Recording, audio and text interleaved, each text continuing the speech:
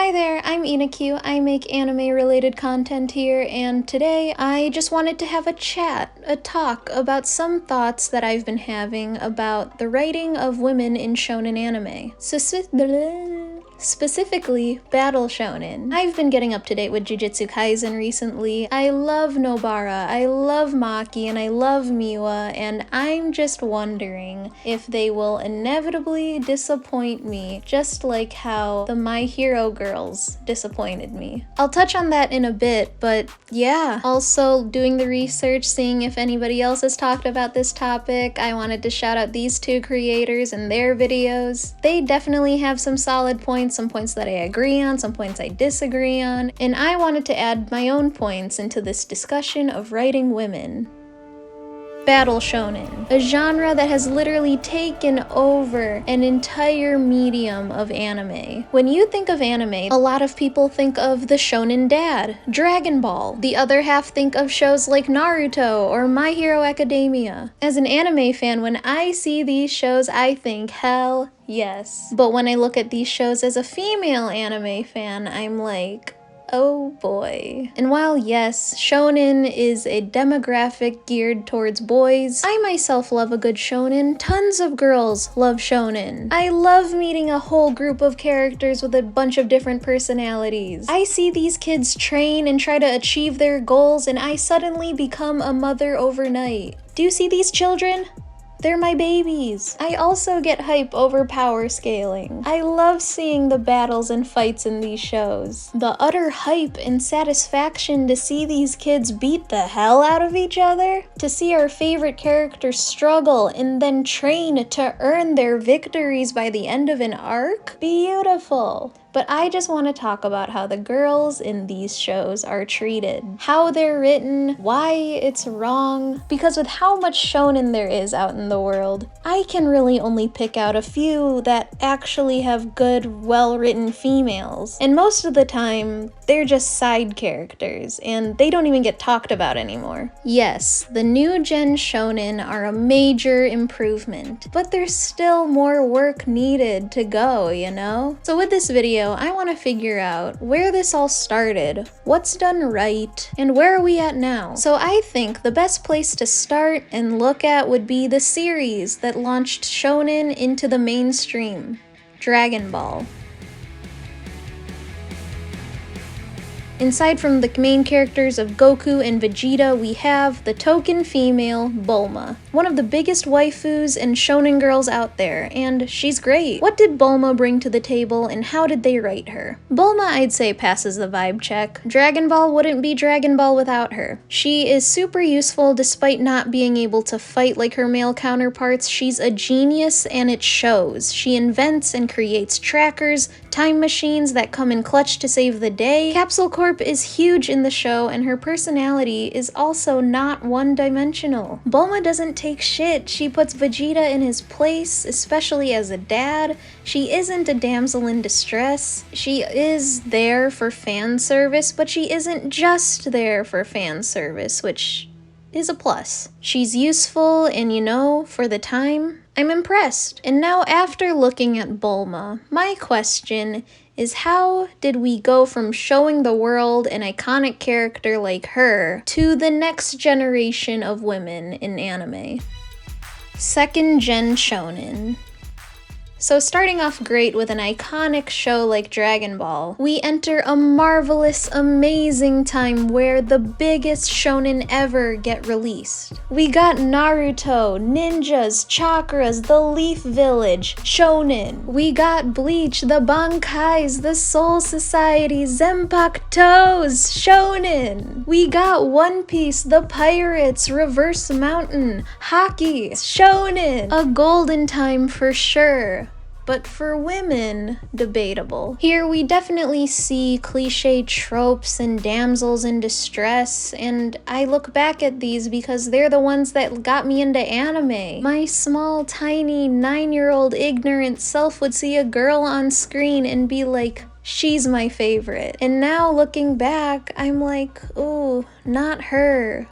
No. Naruto, a classic shonen. I'd argue it's the biggest out of the three. Definitely one of my favorites, a core memory. Let's go through the main characters. We got Naruto Uzumaki. The show is named after him. He has the nine-tailed fox inside him, and his goal is to become Hokage. Sasuke Uchiha, the resident sad boy, who is equally as important as the main character, has the Sharingan, and his goal is that he wants to avenge his family. And last but not least, we have our token female, Sakura Haruno, a regular girl whose goal is to be with Sasuke. Okay, let's have her only defining characteristic of liking Sasuke taken away. What do we have left? Who is Sakura Haruno? Yeah, she's not as strong or as buffed as the guys on her team, but don't make her just stare at them and cry when things happen. Like, literally, that's all she does. From the first mission and onward, she literally relies on them to do all the work, and I guess when she tries to do something, she fails. They tease us in the story saying that she is capable, which then leads to the biggest disappointment. She literally has lines in the show that say, "This is where I stop hiding behind my friends." And it lasts long enough to where you think that it'll happen, but it doesn't. Like, going back and watching Naruto and knowing that Sakura is a main character, it's a struggle to see her on screen. Like, how do you follow this fight of Gaara versus Rock Lee with this fight? Like, I want Sakura to be good. I really, really do. Sakura is did so dirty, especially because they have a capable girl in this show. She's just a side character, though. Hinata is capable as hell. But the thing is, they write her to the point where she is literally unable to speak. And don't get me wrong, Hinata, waifu material. Especially in Naruto Shippuden. But for Sakura, the main girl, you can't even argue that she gets fixed as a character after the time skip. Because, like, look, what does Sakura do when they fight one of the biggest villains in an arc, Pain? She cries and screams for Naruto. Like, do something, please. Okay, Bleach and One Piece's females, not as bad as Naruto. Like, okay, I'll say Nami is as useful as Bulma. Orihime, I'd say, isn't as bad as Sakura just because they don't tease her ability to be capable as often. But come on. Like, she's really just mostly there to be the damsel in distress. Same with Rukia. Orihime, I'd say, is just tragic because being sensitive, having empathy, being scared is okay. But for some of these moments, be strong too. Move your legs, you're about to die. Like, look at what's happening to your poor man. With Nami, yes, you are the navigator. The boys would be lost at sea without you. But time and time again, these girls just get pushed into the background because once they were at the forefront of the show. Like, another factor with these shows is that the big reveal is that the woman is capable. Like, oh my god, we can rely on her? With Naruto and Sasuke's time skip, we knew that they were capable and they just got cooler. Sakura's reveal is that she's cool now. Referencing Buckwheat's video, the girl saving the day shouldn't be a surprise factor. Now, aside from the big three, a new show came along. Let's talk about Fairytail because this show is the most frustrating to me. All the women here are disappointments, maybe except for Mavis. Lucy is the damsel in distress. Her power is literally making other people do the work for her. Some of those people don't even like her half the time. And how am I supposed to take her seriously when she's dressed like a maid or is in a catsuit? And don't get me started on Urza. She was supposed to be the woman of this series. She was spoken to be as powerful as the men, a leader. I was so ready to see a woman in combat. And then the characterization in the show just died. Lucy, Wendy, Levi, Juvia didn't really do anything. Juvia was just there as a love interest for Gray. Erza did stuff, I guess, but she did it in a steel thong and metal titty shields. They each really only had one character trait, and mostly all needed to be saved. And then finally, a semblance of faith. We have hit a new modern era of anime. Next Gen Shonen. A new anime released, and it has a great cast of characters, and what? The females are capable? Ladies and gentlemen, boys and girls, I present to you the ladies of My Hero Academia. and most specifically Ochako Ururaka. This girl immediately from episode 1 is introduced as someone who is helpful, not useless, has her own goals, and even saves the main guy. And don't get me started on the fight with Bakugo. Season 2, I was so hyped to see our girl stand up against him. Like everyone, even me, was very worried for our girl, but no, she ended up actually proving herself as a worthy opponent. Bakugo even acknowledges that. Like, yes, this is all I wanted. My girl in combat dreams are coming true. Because with this only being season 2 and she's doing stuff like that, Ururaka can only get better. Psych! Did I say that she was the token girl of the anime trio in this show? No! Actually, she turns into a supporting background character. And this anime trio was actually a bait for this anime trio. But while I do love the characters, I love this show. I don't know if you can see it in frame, but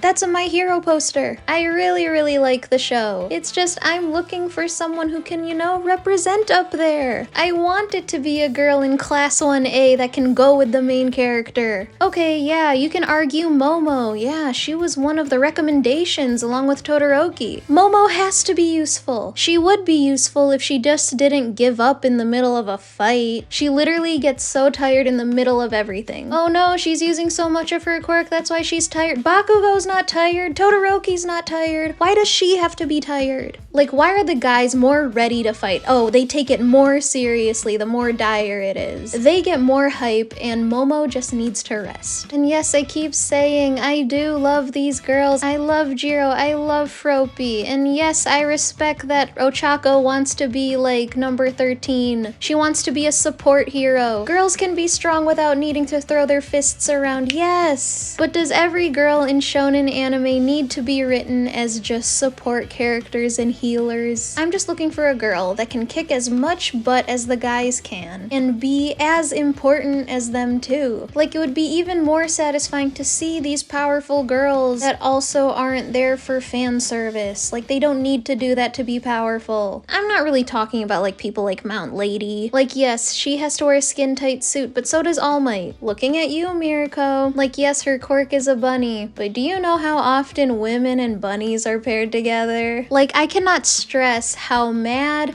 and how conflicted I was when I went to the movie theaters to watch Two Heroes. There was a scene where our main cast, Class 1A, was surrounded by like evil robots. They all couldn't get away safely unless one person stayed behind to create some time for them to get away. No one wanted to do it until our girl Ururaka volunteered. Literally everyone was worried again, and she said go on without me. Ururaka, yes, I was so hyped to see her kick some villain butt. Ururaka gets her moment. But then Bakugo comes and saves the day instead. Like, yay, Bakugo. But I don't know. My girl was about to do her thing. Come on. It's just what I've seen with shonen anime is that they either write them as they're basically a guy, they're basically a child that can't fend for themselves, or if they can fend themselves, they have to wear a bikini while doing it. I just want a feminine badass character who is as thought about as the guys. She doesn't need to drop her femininity to be as powerful. All the dudes get great backstories, solid powers, and then all the girls literally just don't exist until the main character starts talking to them. No character defining backstory, no extra power that helps them keep up with them. Like, write my girls as actual people. But a few years has passed again, and newer generations of shonen anime are actually making moves. I just don't want to get my hopes up when I watch these newer shows. The moment they're useful, they fade to the background. Like, yes, we have Nobara and we have Maki. Both of them are really solid so far. But then again, the anime trio per se isn't as prominent in Jujutsu Kaisen. And yeah, Nobara had that great speech when fighting that witch girl. I was like, okay, I see you. I just hope that her character continues to grow. I hope that she stays as relevant because Ururaka, I'm sorry, you're as useful as Koda now. You're there to remind everyone that you like Deku, but also, other than Jujutsu Kaisen, we also have Demon Slayer. Nezuko is definitely a side character to these three boys. She's always there to help Tanjiro while he's fighting as well, which is really cool. Hi, editor Inakyu here. I just wanted to add, because I forgot to talk about it, is that Nezuko, beautiful, protect her. She is great, except for the fact that she's like basically a Pokemon. Like, she's as useful as Pikachu is. When Tanjiro needs her, Nezuko, I choose you, she comes out of the box. She doesn't talk. She's basically a puppy. It's like, okay, useful, but like character-wise, And then the show introduced us to Shinobu, which is like, yes, a feminine, strong girl. Also side character, but she's also a good example. Progress in the shonen anime-verse. Girls in combat, not just your healer. Women can fight too and not have their boobs pop out of the frame. Yes, finally. It's not just a majority of boys watching the show, it's also a lot of girls. Girls want a badass female in the spotlight. I want to be able to show my nieces anime and for them to identify with the girl on screen and be like, yes, she's great. And now by the looks of it, I'm glad it's moving forward. But yeah, that's the video. Those are my thoughts. If you want some female-led shonen though, I also got you. Soul Eater is a great one. Our girl is the main character out of the anime trio, and the guys are only helpful because of their female sidekicks. Inuyasha is a great female-led isekai. But yeah, please like, comment, subscribe, all of it, none of it. Let me know your thoughts on this matter. Who are some annoying girls in anime that should have been better? Who are some well-written women that you can think of? My go-to for well-written females is Full Metal Alchemist. They're still side characters, but they're still solid. Also, the show was written by a woman, so hell yeah. Also, please recommend to me any other female-led shonens there are. Let me know.